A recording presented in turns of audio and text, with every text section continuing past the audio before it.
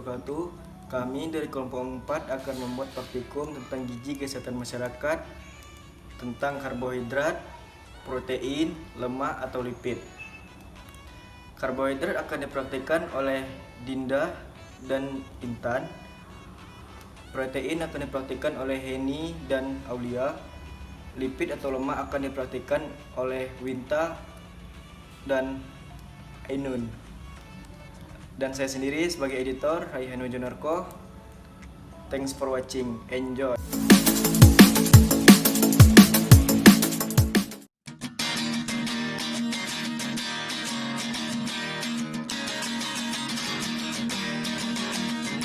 Assalamualaikum warahmatullahi wabarakatuh. Saya perwakilan dari kelompok 4, saya Dinda Sri Kesuma, akan menjelaskan praktikum mengenai karbohidrat yang diberikan oleh dosen pembimbing mata kuliah gizi, yaitu Bapak Dr. Fauji Budi Satria, MPH.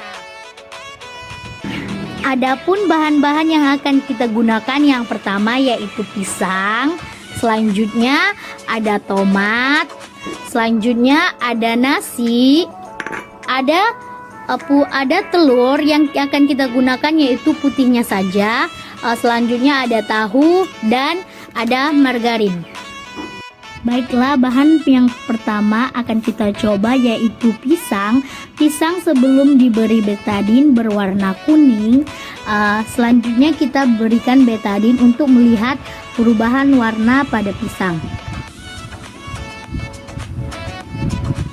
Kita tunggu beberapa saat untuk melihat perubahan warna pada pisang. Dengan sangat jelas kita lihat pisang yang tadinya berwarna kuning berubah menjadi berwarna hitam. Selanjutnya bahan kedua yang akan kita coba yaitu tomat. Tomat sebelum diberi betadin berwarna merah segar. Setelah kita berikan betadin, apakah terjadi perubahan warna? Kita tunggu perubahan pada tomat seperti pisang tadi. Apakah terjadi perubahan? Setelah menunggu beberapa saat, memang terjadi perubahan warna pada tomat yang telah diberi tetesan betadin, namun tidak terlalu mencolok, tidak seperti perubahan warna pada pisang tadi. Ini adalah tomat yang belum diberikan betadin, sedangkan ini sudah. Hanya perubahan warna terjadi, tomat menjadi sedikit lebih gelap. Selanjutnya bahan ketiga yang akan kita uji coba yaitu nasi. Nasi sebelum diberi betadin berwarna putih. Selanjutnya kita berikan tetesan betadin untuk melihat perubahan warna pada nasi. Kita tunggu beberapa saat untuk melihat perubahan warna terhadap nasi. Setelah menunggu beberapa saat, terjadi perubahan pada nasi, yaitu nasi berubah menjadi lebih hitam, namun ada sedikit warna keungu-unguannya, berubah menjadi warna ungu kehitam-hitaman. Bahan selanjutnya yang akan kita coba yaitu telur. Namun kita hanya menggunakan putih telur saja. Putih telur sebelum diberikan tetesan betadin berwarna putih. Baiklah, kita berikan tetesan betadin untuk melihat perubahan warna pada telur.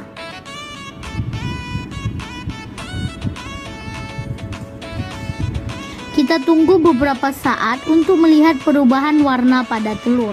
Ini adalah perubahan warna pada telur. Telur menjadi berubah warna menjadi kuning kecoklatan. Namun jika dilihat dari gambar seperti merah kecoklatan. Selanjutnya yang akan kita berikan betadin yaitu tahu. Tahu sebelum diberi betadin berwarna putih. Selanjutnya kita berikan tetesan betadin untuk melihat perubahan warna pada tahu jika diberikan tetesan betadin. Setelah diberikan tetesan betadin, kita tunggu untuk melihat perubahan warna pada tahu. Baiklah, setelah menunggu perubahan warna pada tahu, dapat dilihat dengan jelas tahu berubah warna sama seperti dengan telur, berubah warna menjadi berwarna lebih kuning kecoklatan. Bahan selanjutnya atau bahan terakhir yang akan saya jelaskan adalah margarin. Margarin sebelum diberi betadin berwarna kuning cerah. Selanjutnya kita berikan betadin untuk melihat perubahan warna pada mentega.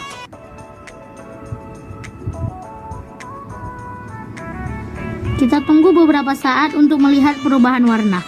Perubahan warna pada betadin sama seperti putih telur dan tahu, yaitu berwarna kuning kecoklatan. Mungkin perubahan pada margarin ini tidak terlalu nampak dengan jelas karena margarin yang bentuknya licin sehingga sulit untuk betadin diserap. Jadi dari yang saya simpulkan yaitu jika bahan berubah warna menjadi ungu kehitaman dan biru kehitaman atau hitam, yaitu karena bahan tersebut merupakan bahan yang mengandung karbohidrat yang tinggi. Selanjutnya yaitu pisang. Pisang juga merupakan dapat dijadikan makanan karbohidrat pengganti apabila tidak ada nasi. Sekian hasil praktikum dari saya, Dinda Sri Kesuma, yang akan dilanjutkan oleh teman saya, Intan Nuriana. Jika ada kesalahan, saya mohon maaf karena masih dalam tahap pembelajaran. Assalamualaikum warahmatullahi wabarakatuh. Selamat menonton. Assalamualaikum warahmatullahi wabarakatuh. Halo guys, nama saya Intan Nuriana Ainuraini dari Universitas Islam Negeri Sumatera Utara, Fakultas Ilmu Kesehatan Masyarakat, dengan NIM 0801111949. Di sini saya ingin menyelesaikan tugas praktikum dari mata kuliah Dasar Gizi Kesehatan Masyarakat dari dosen pengampu Bapak Budi. Saya dari kelompok 4. Namun saya di sini hanya melanjutkan praktikum 1 dari teman saya Dinda Sri Kesuma. Oke, langsung saja kita mulai. Nah, selanjutnya saya akan meneteskan satu persatu dari bahan semua ini dengan betadin. Oke, mari kita teteskan satu persatu, dimulai dari biskuit.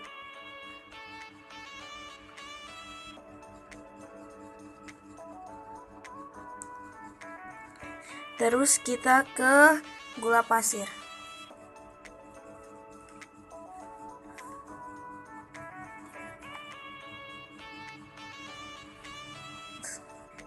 Terus kita teteskan ke tepung terigu juga.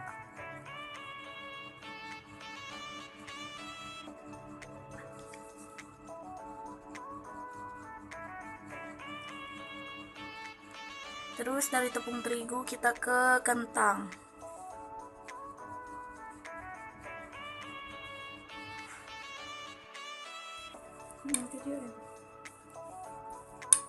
Oke, bisa dilihat di sini. Dari warna biskuit yang awalnya berwarna coklat, di sini menjadi biru kehitaman. Gula pasir yang awalnya berwarna putih, setelah diteteskan betadin, dia berubah warna oranye keemasan. Sekarang terigu yang dari awalnya warna putih, setelah diteteskan betadin menjadi kehitam-hitaman. Yang sudah saya beri betadin bisa dilihat menjadi biru kehitam-hitaman. Guys, jadi kesimpulan dari praktikum ini, apabila suatu makanan yang diteteskan betadin akan berubah warna menjadi biru kehitaman ataupun biru keunguan, berarti makanan tersebut mengandung karbohidrat seperti kentang, tepung terigu, dan biskuit. Terima kasih. Assalamualaikum warahmatullahi wabarakatuh.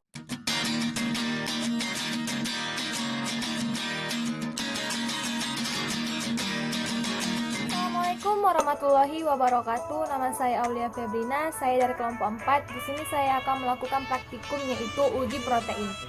Dan ini adalah alat dan bahan yang saya gunakan. Di sini ada gula pasir, ada bulu ayam,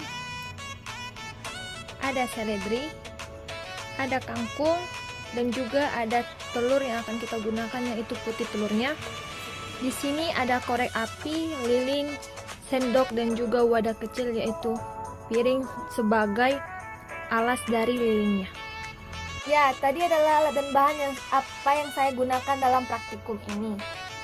Dan sekarang kita akan melakukan praktikumnya. Cekidot. Oke, kita melakukan percobaannya. Yang pertama kita menyalakan lilinnya terlebih dahulu. Oke.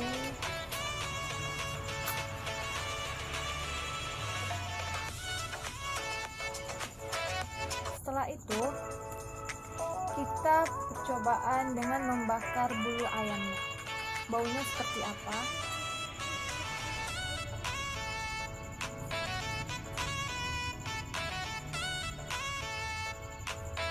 Oke, setelah kita amati baunya seperti apa, kita selanjutnya membakar kangkungnya. Apakah baunya sama seperti bulu ayam atau tidak?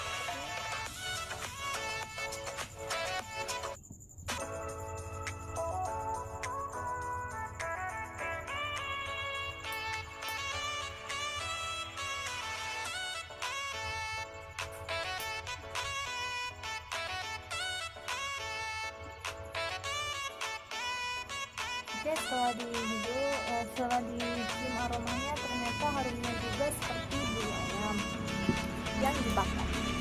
Selanjutnya kita membakar seledri.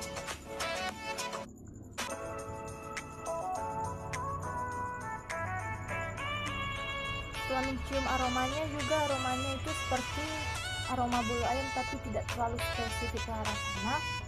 Dan kemudian kita membakar putih telur.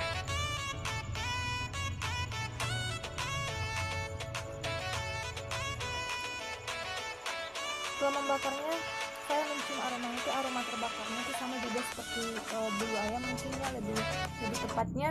Selanjutnya untuk percobaan terakhir kita membakar yaitu gula pasir.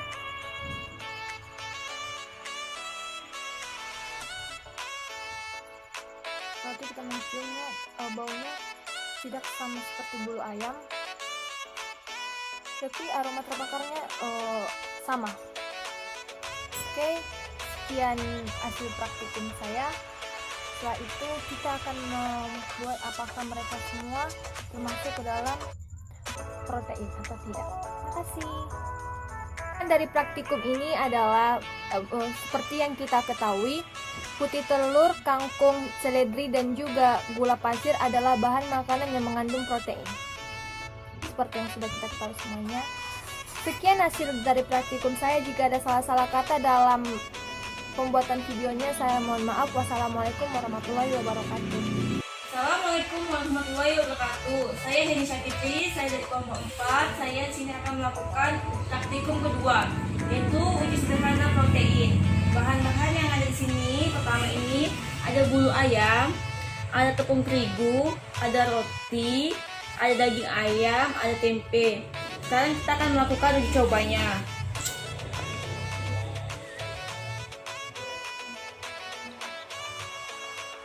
Pertama, kita bakar dahulu bulu ayam.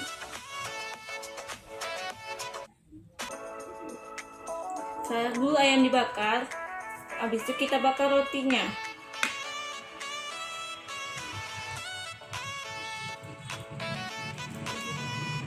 Setelah roti dibakar, aromanya itu tidak seperti aroma bulu ayam saat dibakar. Yang kedua itu ada tempe.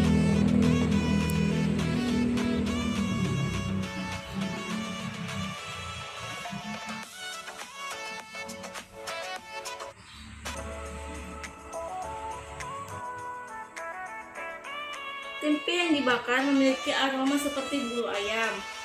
Yang ketiga itu ada daging ayam.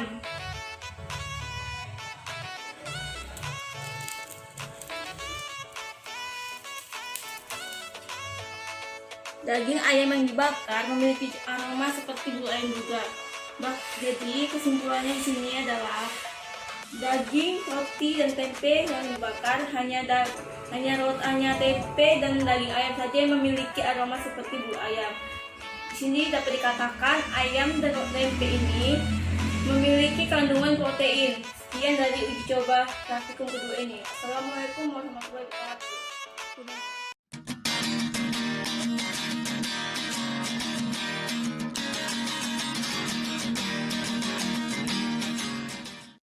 Assalamualaikum warahmatullahi wabarakatuh. Saya Unta Octavia Bruto akan melanjutkan praktikum yang ketiga mengenai emulsifikasi minyak. Adapun alat dan bahan yang kita gunakan yaitu pertama gelas, yang kedua air putih, yang ketiga larutan sabun, yang keempat ada minyak, sendok makan, dan sendok kecil. Di sini di dalam gelas kita teteskan 5 sendok makan air.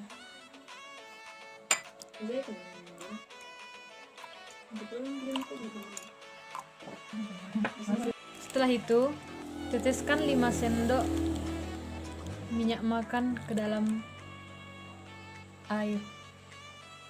Di sini sudah kita teteskan 5 sendok kecil minyak. Setelah itu kita aduk-aduk apakah terbentuk emulsi atau tidak. Kita lihat di sini air dan minyak tidak bisa tercampur. Terdapat 2 lapisan. Maka dapat kita simpulkan air dan minyak tidak terjadi emulsi. Setelah itu dalam gelas kedua kita taruh 5 sendok air putih. Setelah itu minyak 5 sendok.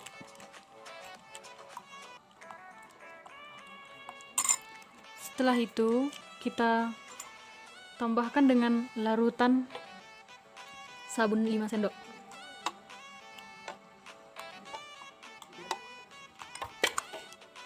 Setelah itu kita aduk ketiga bahan tersebut apakah terjadi emulsi atau tidak. Kita bisa melihat bila minyak, sabun, dan air tercampur dan saling melarut. Dan dapat kita simpulkan bahwa 3 bahan tersebut mengalami emulsi. Assalamualaikum warahmatullahi wabarakatuh. Saya Nurayan Brutu, saya dari kelompok 4. Di sini saya akan melakukan uji lemak sederhana. Adapun alat dan bahan yang akan digunakan yaitu yang pertama kuning telur, selanjutnya tepung terigu, selanjutnya nasi, selanjutnya roti, selanjutnya tahu, selanjutnya kecap, selanjutnya mentega, selanjutnya larutan gula, dan yang terakhir putih telur. Sekarang kita melakukan uji cobanya. Langkah yang pertama, haluskan semua bahan makanan. Langkah yang kedua, tetesi semua bahan makanan pada kertas yang sudah diberi nama-nama bahan makanan yang akan diuji.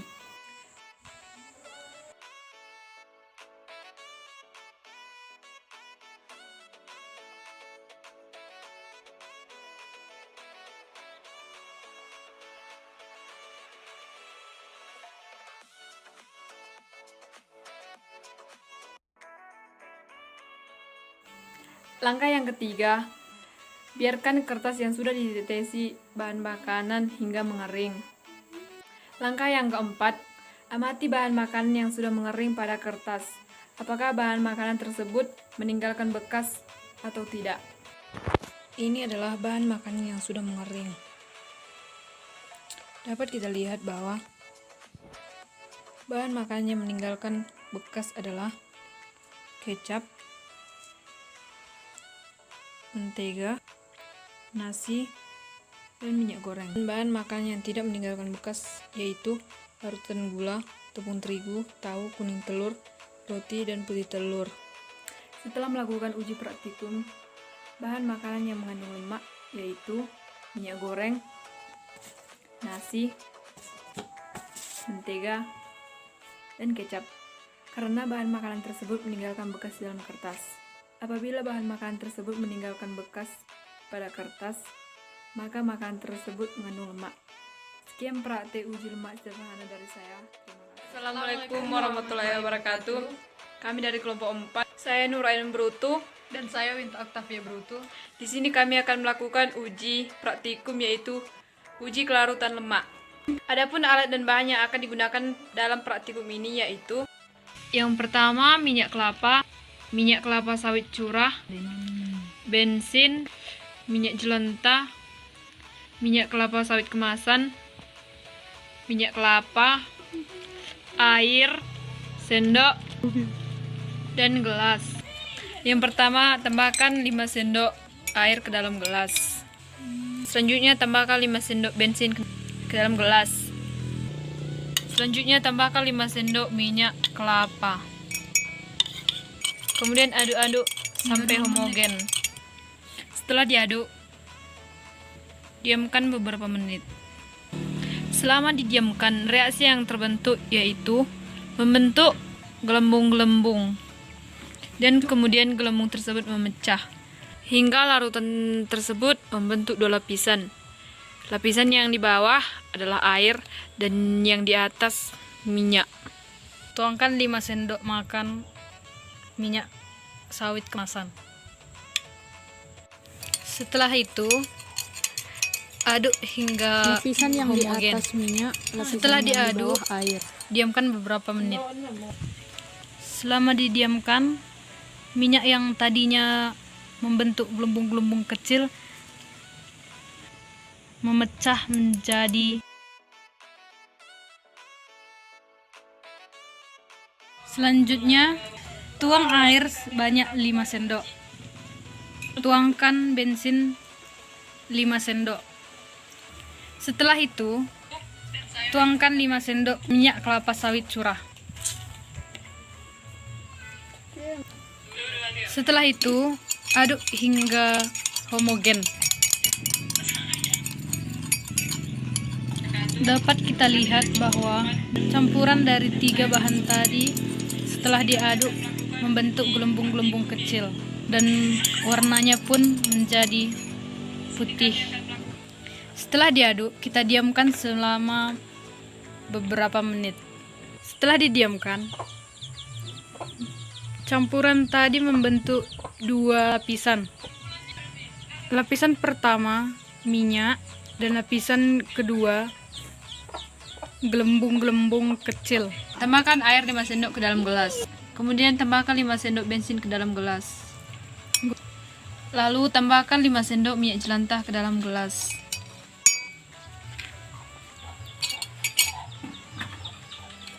Lalu aduk sampai homogen. Setelah diaduk, diamkan beberapa menit. Perubahan yang terjadi setelah air dan bensin ditambahkan minyak jelantah, yaitu air, minyak, dan bensin menyatu, tidak membentuk lapisan. Pada dasarnya, semua minyak mengandung lemak.